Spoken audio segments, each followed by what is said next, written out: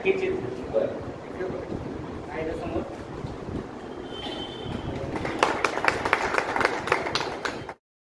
आदरणीय श्री विनोद कुलकर्णी यांच्या मार्गदर्शनाखाली आपण हे 15 कार्यक्रम सुरू करतो. 15 कार्यक्रम आपण घेत असतो आणि यातलाच आजचा दुसरं पुष्प जे डॉक्टर आदिती कालवे व श्री प्रदीप कांबळे यांचं अमळनेर ते दिल्ली आमची साहित्यवारी या विषयाचं आपण त्यांच्याकडून त्यांचे अनुभव अमळनेरात गेल्या वर्षी जे झालेलं साहित्य संमेलन होतं आणि हे साहित्य संमेलनात निमंत्रित म्हणून जाण्याचा जो एक मोठा भाग आहे. कारण साहित्य संमेलनाला आपल्या सातारा जिल्ह्यातनं आपल्या शहरातनं आपल्या साहित्य परिषदेमुळं इथपर्यंत पोचणं हे सुद्धा आपल्या साहित्य संमेलनाचं किंवा साहित्य परिषदेचं हे खूप मोठं कार्य आहे आणि या कार्याची ओळख आपल्याला या आजच्या साहित्याच्या निमित्तानं साहित्य परिषदेच्या निमित्तानं होत असते. आणि खरं तर विनोद कुलकर्णींनी या साहित्य परिषदेची स्थापना झाल्यापासून जे विविध उपक्रम राबवले त्यामध्ये साहित्यिक आले, कवी आले, लेखक आले, विविध प्रकारचे संमेलन झाली, विभागीय संमेलन झालं, साहित्य संमेलन झालं आणि होऊ घातलेलं 99वं साहित्य संमेलन पण घेण्याचा त्यांचा मानस आहे. म्हणजे असं चौकट दृष्टी असलेलं नेतृत्व या शाखेला लाभलेलं असल्यामुळं आणि त्यांची याच कार्यकौशल्यामुळं पुणेच्या साहित्य परिषदेवर कशा त्यांची पुढे निवड झाली हे तर खरं खूप मोठं यश आपल्याला मिळालेलं आहे. काम चालू झालं पाहिजे कारण अभिजात दर्जा मिळवण्यापर्यंत आपण काम करत होतो की मराठी भाषेला अभिजात दर्जा मिळाला पाहिजे. पण आता मिळाला, आता आपण काय करायचं, नक्की काय करायचं याचं सुद्धा आपण थोडंसं चिंतन केलं पाहिजे. त्या दृष्टीनं आपण भविष्यात कार्यक्रम करायचे अशा पद्धतीचे आशा व्यक्त करून थांबतो. धन्यवाद. कार्यक्रमानंतर दुसऱ्या पुष्पासाठी आज आपण या ठिकाणी या शाहूपुरी शाखेच्या अध्यक्ष विनोद कुलकर्णी आणि त्यांचे सर्व सहकारी हे निश्चितच अभिनंदनास पात्र आहे. व्यासपीठावर जी माणसं बसलेली आहेत तशाच प्रकारची अनेक प्रकारची माणसं व्यासपीठावर आणण्याचं काम शाहूपुरी शाखेने हे सर्वजण आता नवीन अध्यक्ष आपले नंदकुमार सावंत झालेले आहेत आणि त्यांचे सर्व सहकारी त्या सगळ्यांची टीम वर्क त्याला म्हणतो. ते अतिशय आदर्श असं टीम वर्क सातारला महाराष्ट्राला दाखवतो. अनेक कार्यक्रमाच्या निमित्तानं अनेक शाखांमध्ये जाण्याचा योग यापूर्वी आम्हाला येत होता. आता विनोद बरोबर आहे, विनोद नाही अनेक शाखा बघायचा योग येतो. असं टीम वर्क फार क्वचित ठिकाणी आपल्याला दिसते. सातारा शाहूपुरी शाखेची निर्मिती कशी झाली, काय झाली हे सगळं आपल्याला माहिती आहे. परंतु त्यावेळेला असणाऱ्या साहित्य परिषदेच्या पदाधिकाऱ्यांना ही शाखा वादाच्या भोवऱ्यात सापडलेली आहे, तर पुढे टिकेल की नाही, चालेल की नाही अशा अनेक शंका होत्या. परंतु सगळ्या शंका दूर करून ही शाखा आज महाराष्ट्रातल्या 70 शाखांमध्ये अग्रगण्य अशी शाखा म्हणून त्यासाठी त्यांना आणि आम्हाला कार्यकारी मंडळावर काम करत असताना, साहित्य मंडळावर काम करत असताना, महामंडळावर अखिल भारतीय मराठी साहित्य संमेलनाच्या कार्यक्रमामध्ये स्थान मिळणं हे अतिशय दुर्मिळ आणि भाग्याचे होते. परंतु आम्ही आणि विनोदने ठरवलं होतं की आपल्या हातात संधी आली तर आपण सातारा जिल्ह्यातल्या लोकांना प्राधान्यानं संधी द्यायची आणि आमचं नाव घ्यायलाच पाहिजे हे न सांगता तिथल्या लोकांना समजत गेलेलं. त्यामुळं आता इथून पुढं फक्त आपण नाव दिलं तिथं नक्कीच आहे. मी तर प्रदीप कांबळे पडण्याच्या कृषी उत्पन्न बाजार संघटनेमध्ये एका साहित्य संघाच्या. नमस्कार. अत्यंत कमी कालावधीमध्ये या कार्यक्रमाची सूचना मिळालेली आहे आणि मी खरं तर लिहिणारी आहे, वक्ता नाहीये. त्याच्यामुळे मी वक्तव्य नाही करत, भाषण नाही करत. मी या निमित्तानं एक संवाद साधू इच्छिते आपल्या सगळ्यांशी. आणि खरं तर हा तुमच्याशी संवाद साधण्यापेक्षा मला असं वाटतं की मी तिकडे जाऊन आल्यानंतर हा माझ्या स्वतःशी झालेला संवाद आहे की साहित्य संमेलनाने मला काय दिलं तो मी आपल्या समोर मांडण्याचा प्रयत्न करते.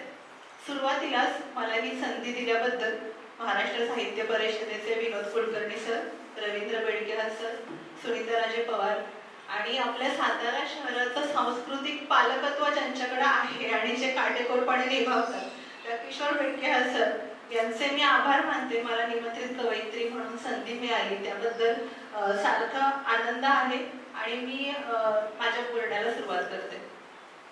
साहित्य संमेलन म्हणजे आपल्या सगळ्या साहित्य रसिकांसाठी एक आनंदाचा सोहळा असतो. म्हणजे एक साहित्य पंढरी आहे अशी लिहिणाऱ्या आणि उत्तम वाचणाऱ्या लोकांची भावना असते. तीच भावना साहित्य संमेलनाची ज्या वेळेला पडघम वाजायला लागले आणि आता 98वं साहित्य संमेलन दिल्ली इथं होणार आहे हे कळालं त्यावेळेला मनामध्ये होतं.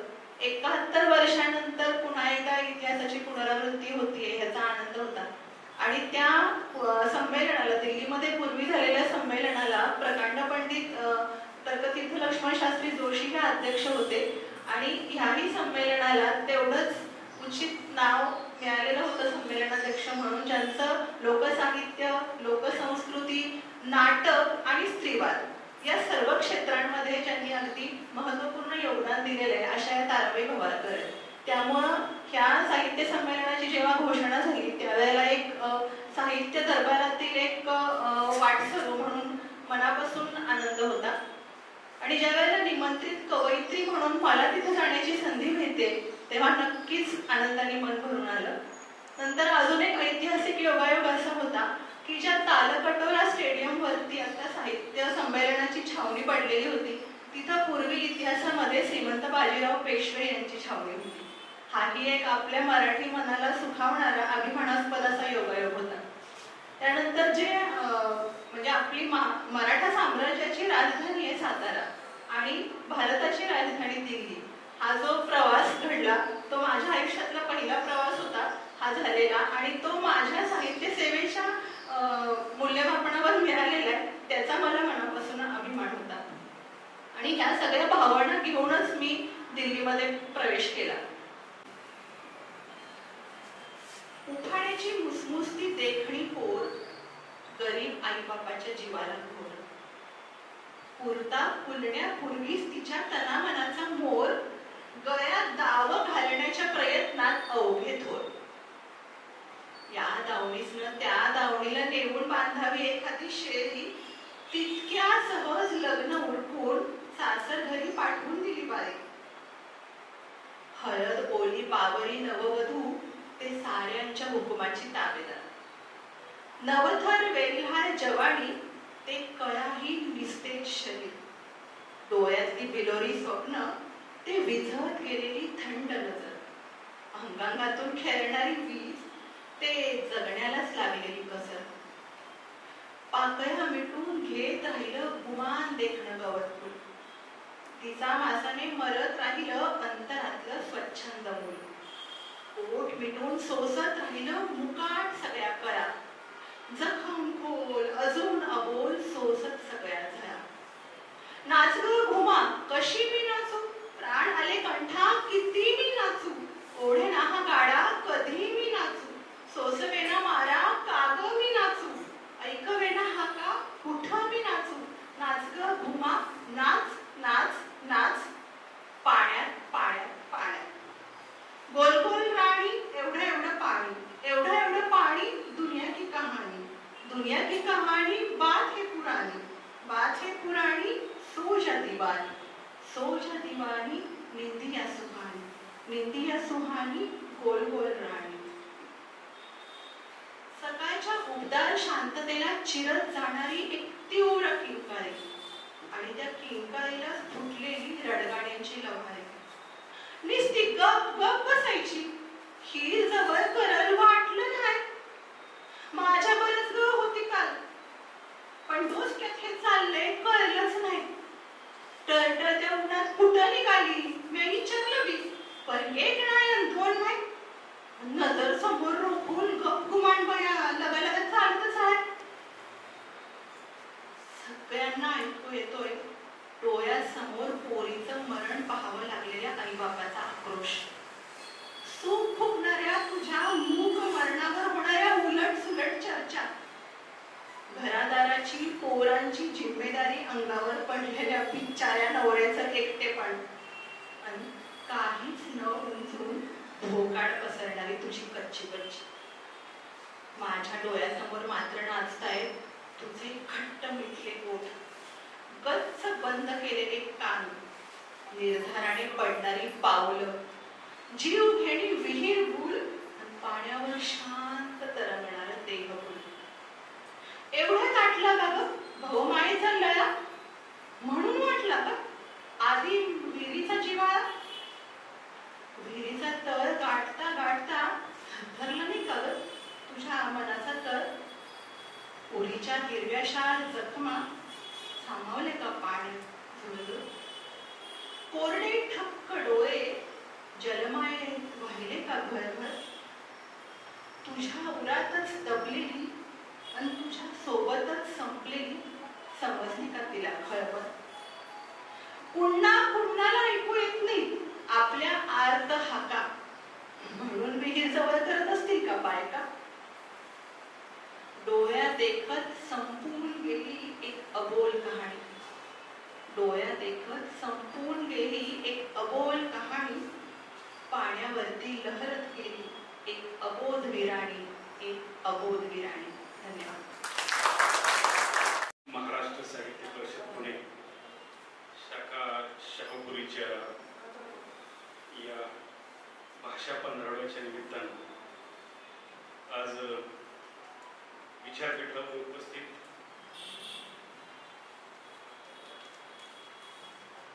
दोन बेडके हा जे आमचे तारणहार आहे, सातारा जिल्ह्याचे तारणहार, दोन रवींद्र त्यापैकी आमचे मित्र आहेत. आमचे परम मित्र अजितराव पलीकडे बसले सावंत सर आहेत आणि त्यांचा आग्रह असतो की सातत्यानं नवोदितांना उत्तम पैकी व्यासपीठ मिळवून देण्याचं काम गेली कित्येक वर्ष घेऊन आता करतायत. खूप मंडळी परिचयाची आहे.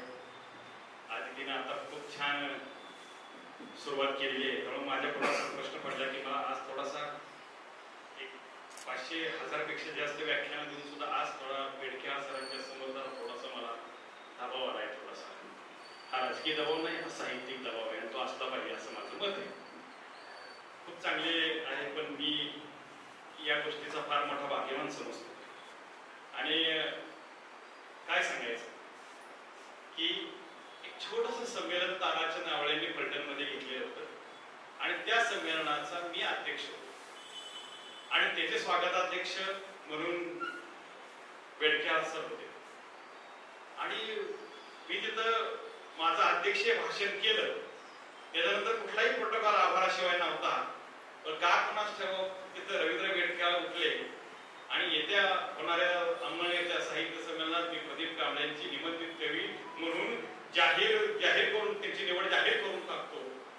कुठंच मला बोनस मार्क मिळाला. एक आई आपल्या दोन मुलांना असं म्हणते की तुम्ही पलीकडच्या खोलीत जाऊन खेळा, परिसंवादाचा विषय, पलीकडच्या बाजूला खेळा. तर मुलं म्हणतात की आई रोज ह्या घोड्याबरोबर, रोज ह्या लाकडाच्या पुढच्या रोज ह्या बाहुलीवर खेळून आम्हाला कंटाळा आलाय, आम्हाला एका जिवंत खेळण्यावर खेळायचंय. तेव्हा तेंडुलकरांच्या नात्यातील ती आई म्हणते का एकटीच मी जिवंत आहे, मी जिवंत खेळून कुठं आलो. तेव्हा ती आई पटकन त्या स्वयंपाक करण्यासाठी पटकन त्या खिडकीवरती बसलेल्या चिमणीला म्हणते की तू माझ्या मुलांच्यावर खेळशील का अर्धा तास? ती म्हणली हो. तेंडुलकरांची कथा अशी सांगते, म्हणजे परिसंवादावरून मला ते आठवते, तुम्हाला सांगतो. ती कित्येक वर्ष मला वाटते पाटणे सर आणि मी दोघं होतो आमच्या मुलाखती की किती सुंदर त्यांनी उदाहरण दिलं की तू आई म्हणते की तुम्ही माझं खेळशील का? आई असं म्हणते की तू सुद्धा बाई आणि मी सुद्धा बाई, तू माझ्या मुलांच्यावर खेळशील का? चिमणी म्हणाली मी खेळेन आणि ती खेळायला लागली. हे बघ चांगलं खेळणं आलंय एवढंच आई बोलली आणि आई स्वयंपाकाला गेली. अर्धा तास झाला, 1 तास झाला, 1.5 तास झाला. त्या चिमणी बरोबर ती मुलं मंत्रमुक्त झाली आणि जेव्हा आईची हाक आली ना तेव्हा त्या चिमणीला ती म्हणायला लागली गेट आउट, तू आमच्यासाठी फक्त खेळणेस. गेट आउट, तू आमच्यासाठी फक्त खेळणेस. चिमणी म्हणली नाही, आता मी जाऊ शकत नाही कारण मला तुम्ही शिवलंय, मी आता जाऊ शकणार नाही. आणि तुम्हाला आश्चर्य वाटेल की ती चिमणी तिथं जात नाही. तेंडुलकरांची कथा पुढं काय सांगते बघा. बघा की तेंडुलकरांच्या अवस्थेमध्ये ती चिमणी तिथून जात नाही, ती त्यांच्याजवळच बसते. त्या दोन्ही मुलांची भूक वाढते आणि त्या मुलांना एवढा त्या खेळणे नावाच्या चिमणीचा राग येतो.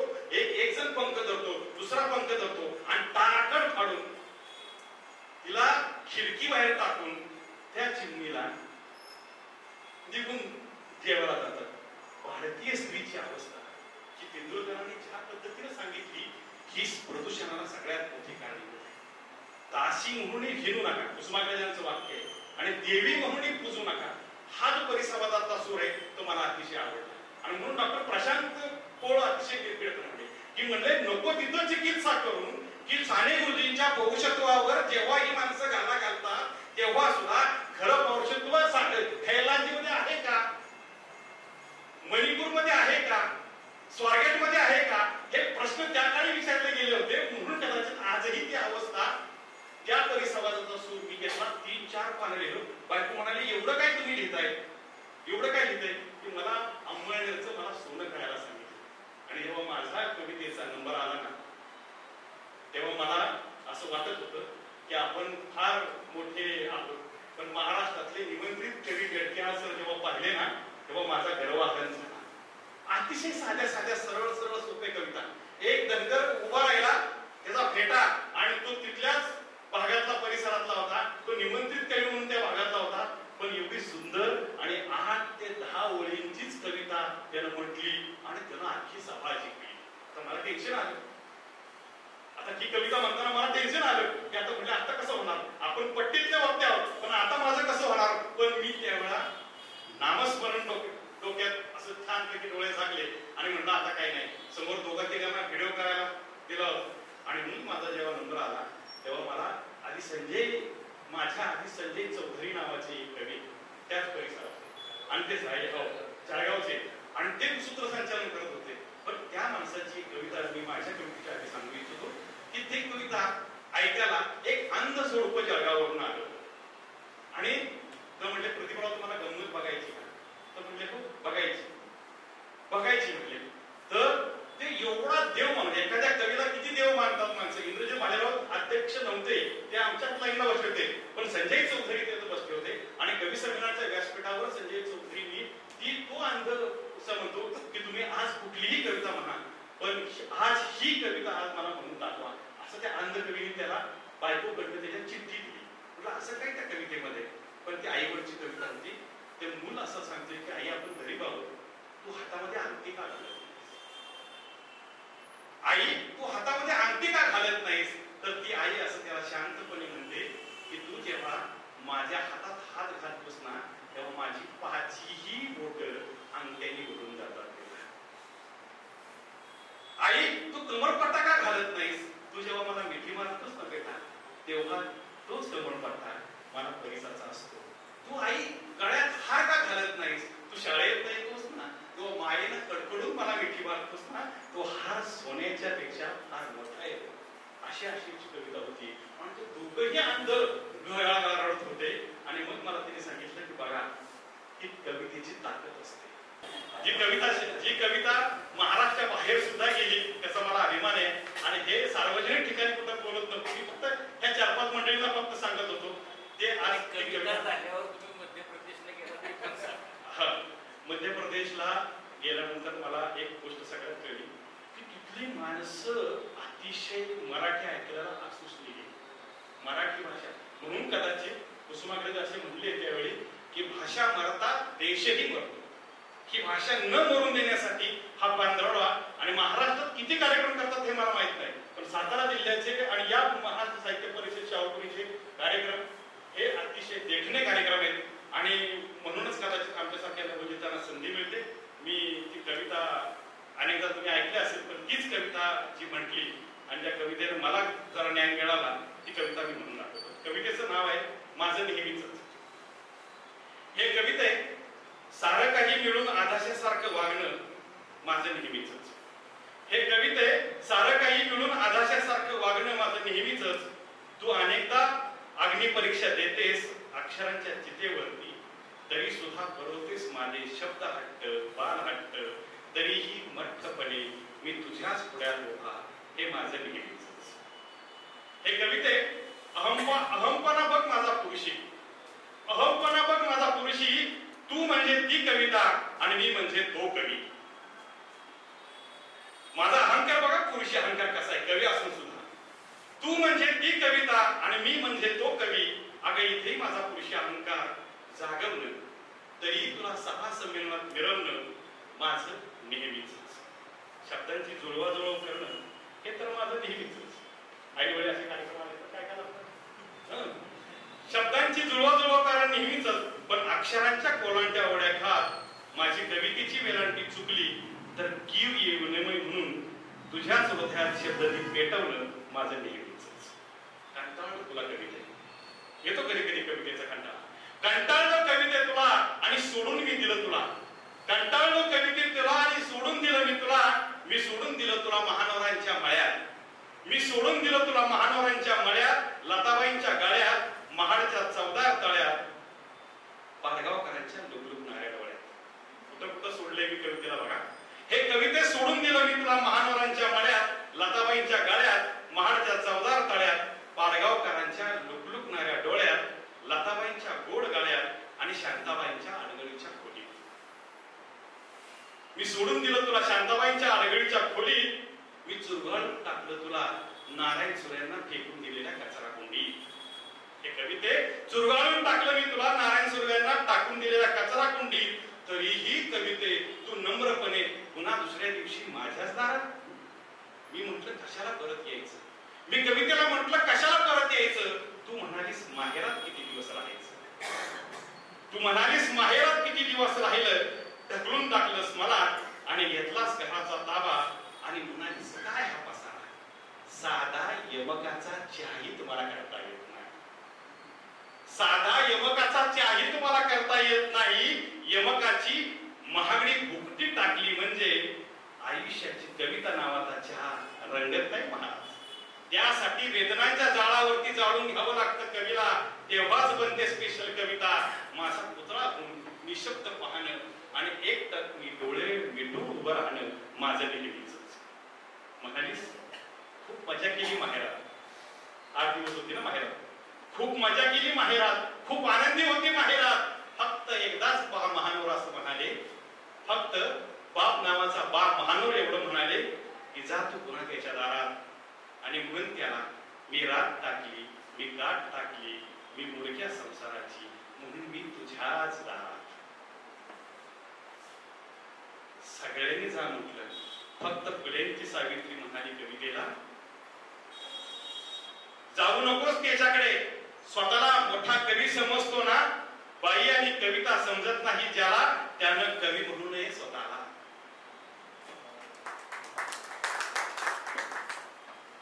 म्हणून औषधच कवी नावाच्या तुझ्या नवऱ्याला दिलं पाहिजे. घरात ठेवलेली तेवढी केशव सुतारीची कवी तुतारी तेवढी घेऊन जा. म्हणाव नवऱ्याला फुंकत जा रोज 2 वेळा स्वप्राणाने.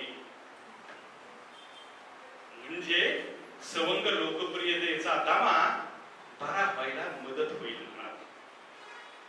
पुन्हा सोडून द्यायची भाषा केली ना, सावित्री काय म्हणते कवितेला माझ्याविषयी की सवंग लोकप्रियतेचा दामा बरा व्हायला वेळ होईल म्हणावं. पुन्हा सोडून द्यायची भाषा केली तर बा भीमाचा कायदा सांग त्याला. डॉक्टर कुसुमाग्रज यांच्या क्रांतीचा जय जयकार करणारी रक्तचंदनाची बाहुली उगाळून लाव त्याच्या मस्तकाला. आणि म्हणजे काय होईल माहितीये का, कुणी कविता येता का कविता असा म्हणणारा नटसम्राटच कुणी जन्माला येणार नाही. म्हणून कदाचित तुझ्याच हृदयात हळूवार तुझी घडी घालून त्या हृदया नावाच्या खिशावरती तुला ठेवणं, दुधासारखं त्या साखरेसारखं विरघळून जाणं माझं नेहमीच, माझं नेहमीच, माझं नेहमीच.